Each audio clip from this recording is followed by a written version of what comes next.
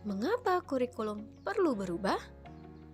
Ibu, bapak guru hebat, serta bunda ayah hebat pasti sudah tidak asing lagi dengan istilah kurikulum. Di Indonesia sendiri ada beberapa kurikulum yang pernah diterapkan dalam dunia pendidikan. Namun, apa ya sebenarnya kurikulum itu? Kurikulum dapat diibaratkan sebagai jantungnya pendidikan karena bersifat kompleks dan multidimensi.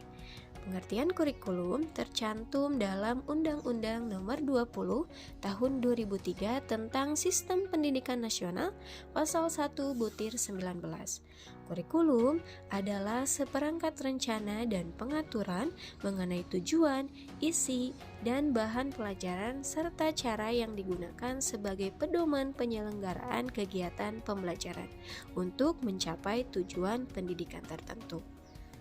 Kurikulum juga dapat diartikan sebagai panduan pembelajaran dalam satuan pendidikan, di mana dapat dimaknai sebagai titik awal sampai titik akhir dari pengalaman belajar siswa.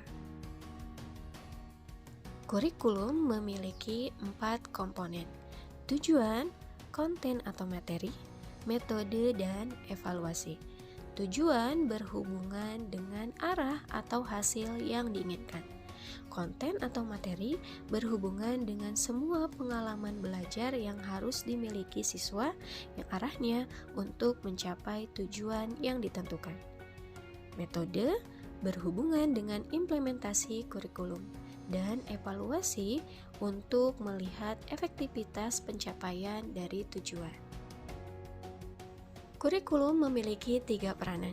Yang pertama, peranan konservatif, di mana kurikulum diperuntukkan sebagai sarana untuk menerapkan nilai-nilai warisan budaya yang masih relevan dengan generasi saat ini. Peranan yang kedua adalah peranan kreatif. Dengan adanya kurikulum, generasi muda dapat menjadi masyarakat yang berkompeten untuk menghadapi perkembangan zaman yang terus meningkat. Peranan yang ketiga adalah peranan kritis dan evaluatif. Adanya perubahan zaman mengharuskan kita untuk cepat tanggap dalam mengelola sesuatu. Itulah mengapa di dalam kurikulum terancang segala upaya untuk membentuk karakter siswa yang kritis dan evaluatif.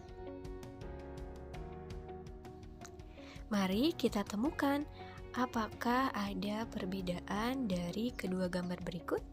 Keduanya sama-sama merupakan gambar tentang proses pembelajaran. Lalu apa yang berbeda?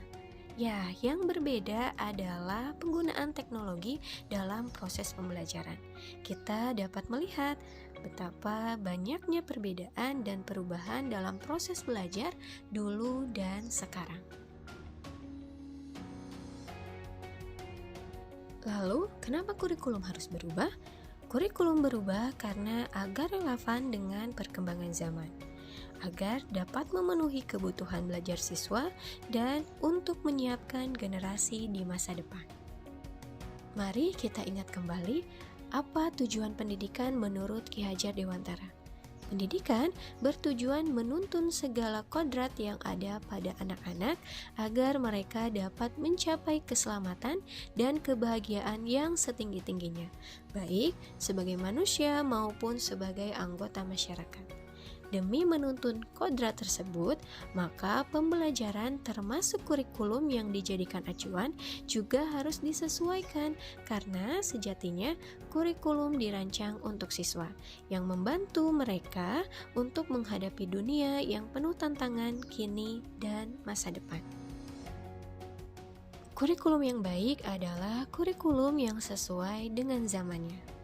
Untuk mewujudkan seluruh kompetensi yang diharapkan, perlu kolaborasi yang baik dan maksimal antara sekolah, orang tua, dan masyarakat.